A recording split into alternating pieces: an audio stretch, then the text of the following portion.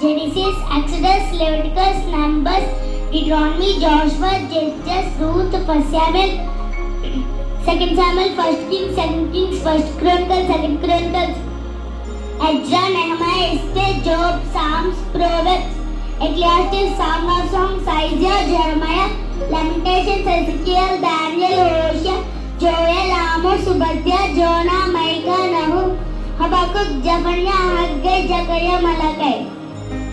There are 27 books in the New Testament: Matthew, Mark, Luke, John, Acts, Romans, 1 Corinthians, 2 Corinthians, Galatians, Ephesians, Philippians, Colossians, 1 Thessalonians, 2 Thessalonians, 1 Timothy, 2 Timothy, Titus, Philemon, Hebrews, James, 1 Peter, 2 Peter, 1 John, 2 John, 3 John, Jude, Revelation.